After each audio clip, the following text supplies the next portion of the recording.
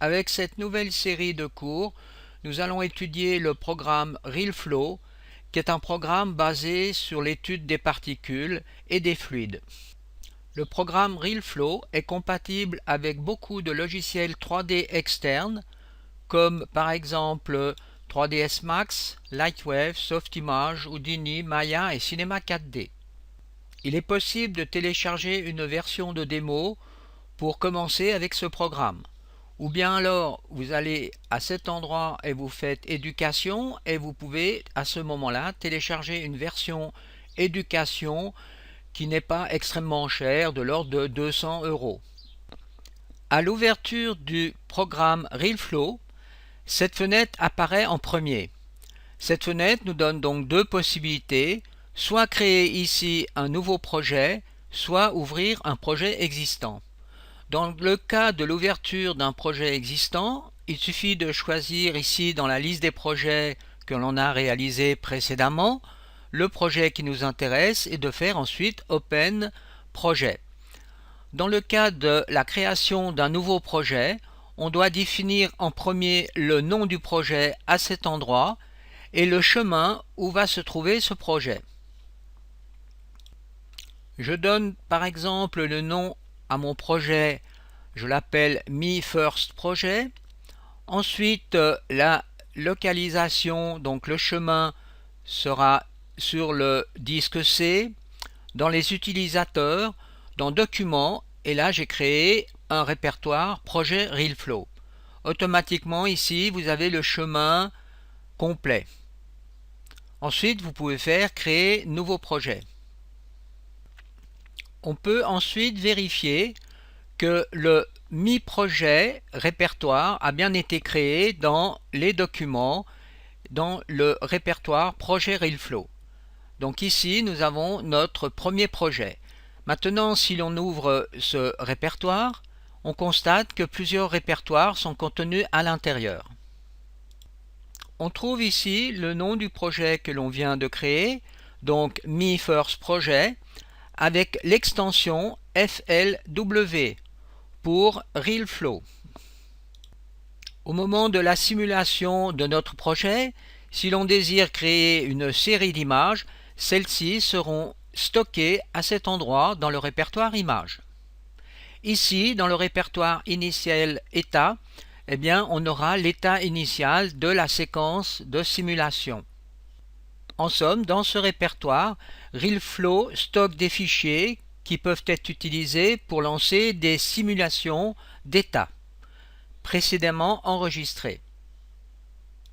Dans le répertoire Mesh, on va trouver les maillages polygonaux qui sont les fichiers qui ont été créés au moment des simulations. Dans le répertoire Objet, on va retrouver donc tous les fichiers dynamiques et les fichiers sur les géométriques. Dans le répertoire Particules, on va retrouver toute la série de fichiers de particules qui ont une extension .bin. Dans le répertoire Preview, on va retrouver donc toute la séquence de prévisualisation à base d'images ou de vidéos. Ce dossier contient deux répertoires, un image et l'autre vidéo. Pour vérifier les différents contenus des répertoires que l'on vient d'expliquer, j'ai créé ici une petite séquence d'animation. Alors là, je fais simuler. Donc vous voyez, je simule sur 100 frames une animation de particules. Avec en plus ici, vous voyez une géométrie qui est appliquée sur les particules. Ensuite, je lance un playback, un vidéo preview.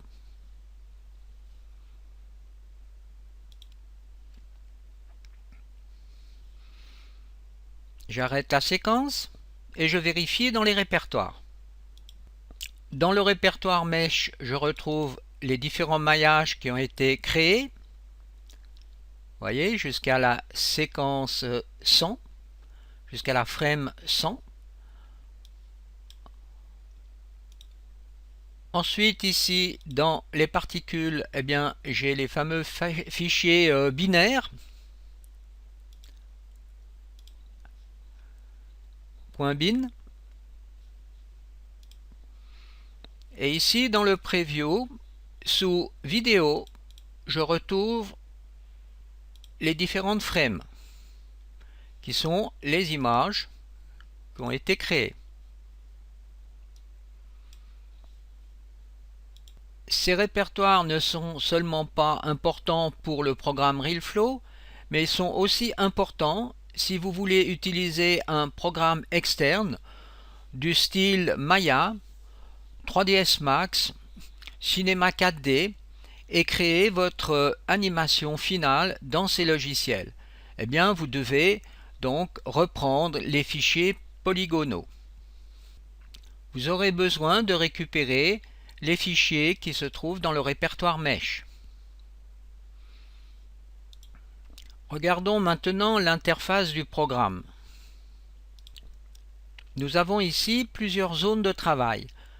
La zone principale est le preview, qui est une vue en perspective. Pour changer ce type de vue, on peut appuyer sur les touches du clavier 1 pour la vue top, 2 pour la vue front, 3 pour la vue de côté et 4 pour la vue perspective. Pour manipuler la vue perspective, il suffit d'utiliser la touche alternate du clavier et par exemple la touche gauche de votre souris, vous voyez, pour faire tourner donc la vue dans le preview. Ensuite, avec la molette de la souris, vous pouvez faire un zoom avant ou arrière. Pour effectuer une panoramique, il suffit d'appuyer sur la touche alternate du clavier et sur la molette de la souris. Donc ici, on retrouve plusieurs fenêtres avec des propriétés bien différentes. Alors avant toute chose, je vais sauver cette configuration de programme, d'interface, en cliquant ici sur Layout, sauver le layout et je fais sauver par défaut, enregistrer. Alors bien sûr, il existe déjà un défaut, je fais oui.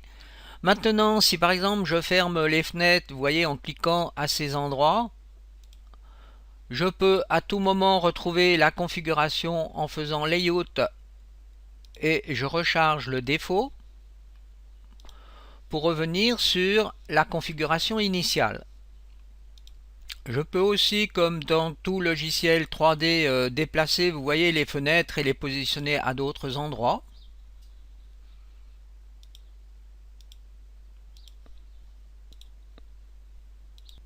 Bien sûr, redimensionner les fenêtres.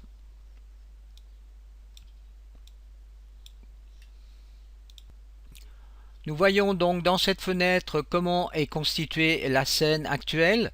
Alors nous avons ici un émetteur de particules.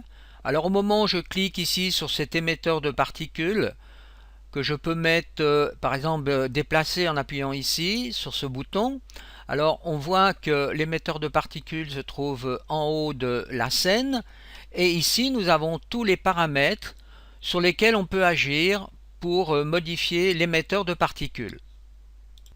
On peut visualiser donc notre scène de différentes façons. View, Scene Shading. Et là, on retrouve donc les touches du clavier, les raccourcis.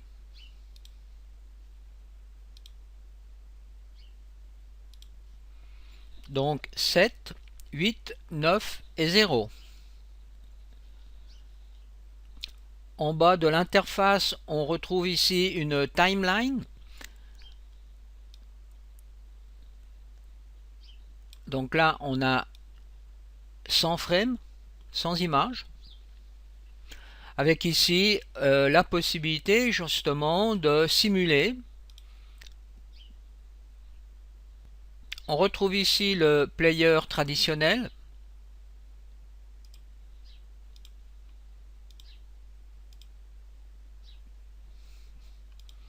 En mode boucle.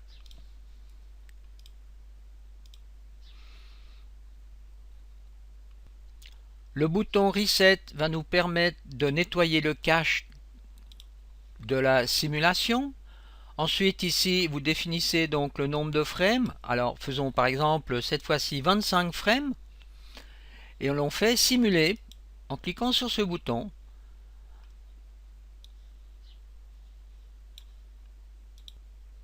Et tout en haut ici, nous avons donc tous les outils qui vont nous permettre de créer une simulation. Alors pour cela, nous allons commencer à zéro de nouveau en nettoyant donc tous les composants de la scène. Alors on peut par exemple faire un lasso tout autour des composants. Vous voyez qu'ils sont tous ici sélectionnés et ensuite faire simplement delete. Créons notre première scène basique. Alors nous allons déjà commencer par mettre un émetteur de particules dans la scène. Alors les émetteurs de particules se trouvent à cet endroit. Et là on a un choix, on a toute une palette d'émetteurs de particules. Nous allons commencer par prendre l'émetteur de particules en forme de cercle.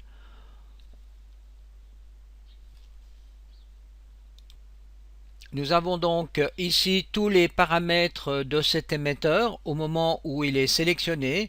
Alors pour le désélectionner, il suffit de cliquer dans la scène et ensuite pour le resélectionner, de cliquer sur l'émetteur de particules ou bien éventuellement à cet endroit dans la scène principale qui comporte tous les nœuds de la scène. Ensuite, grâce à ces outils, je peux déplacer, vous voyez, tout simplement l'émetteur de particules, comme dans un logiciel 3D. On peut changer la rotation suivant les trois angles. Ensuite, on peut aussi changer la grandeur, l'échelle de l'émetteur de particules. On retrouve donc toutes les valeurs que l'on vient de modifier à cet endroit sous node. Donc ici vous voyez, vous avez la position de l'émetteur, la rotation. Alors par exemple je peux mettre de nouveau 0 ici pour revenir sur l'origine.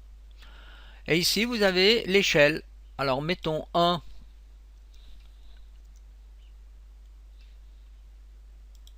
pour X, Y, Z. Effectuons une première simulation. D'abord je fais un reset du cache et ensuite je fais simuler sur 25 frames. On peut aussi rendre actif ou inactif l'émetteur de particules en cliquant à cet endroit, vous voyez, sous cette variable, faire inactif. À ce moment-là, l'émetteur de particules ne génère pas de particules. On peut changer la couleur de l'icône qui représente l'émetteur de particules en cliquant à cet endroit. Alors je choisis un rouge. Et vous voyez, quand je désélectionne l'émetteur de particules, il est rouge. Je peux fermer la fenêtre en cliquant ici sur Node.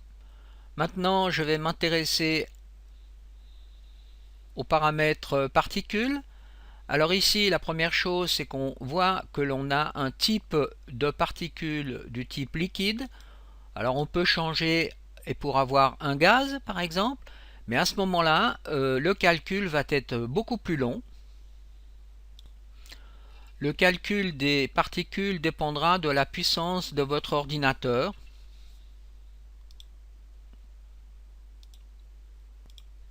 Voilà le résultat final par rapport à un type liquide. Alors je relance le calcul en mode liquide. Si l'on désire créer des substances comme l'air ou bien des gaz, eh bien, on utilisera donc le type gaz. Dans l'autre cas, le système par défaut proposé par ILFLOW est liquide. Maintenant, nous avons encore d'autres possibilités. Nous avons ici encore dump.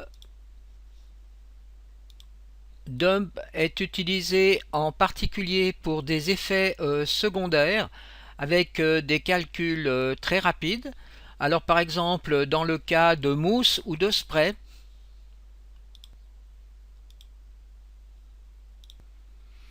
le type élastique, comme son nom l'indique, a un effet d'élasticité dans les particules.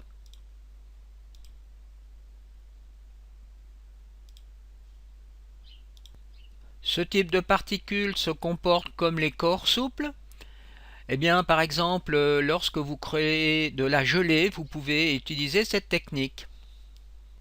Nous avons ici un dernier mode qui est extrêmement intéressant, mais quand même assez compliqué à utiliser. C'est le mode script, où là, en appuyant sur Edit, vous ouvrez l'éditeur de script et vous pouvez créer votre propre émetteur de particules avec les comportements que vous désirez. Nous avons un paramètre résolution. Alors, faisons un essai avec une résolution de 1. Maintenant, je change la résolution et je mets une résolution de 10 pour vraiment voir la différence. Et je relance la simulation. Et vous voyez tout de suite le résultat. Donc, on obtient beaucoup plus de particules. Alors, continuons notre première expérience en augmentant ici le nombre de frames à 100. Et cette fois-ci, nous allons mettre un plan pour éviter que les particules descendent dans le vide. Je clique donc sur cette icône où se trouvent toutes les géométries disponibles et je choisis plan. Alors ensuite, souvenez-vous, on peut changer la façon de voir notre preview. Alors maintenant, refaisons un essai. Voilà, les particules sont arrêtées par le plan.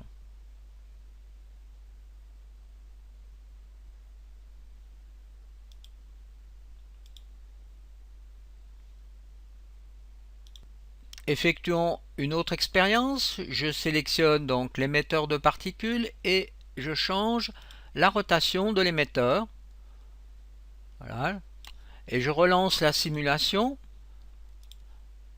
Et bien là, on constate que les particules partent vers le ciel mais ne retombent pas sur le plan.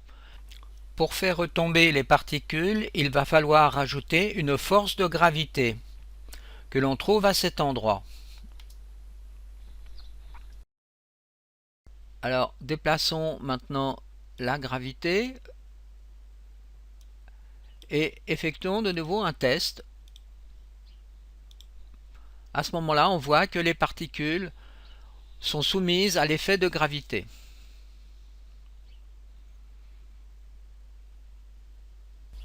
Donc, ceci sera la fin de cette première partie sur le programme RealFlow.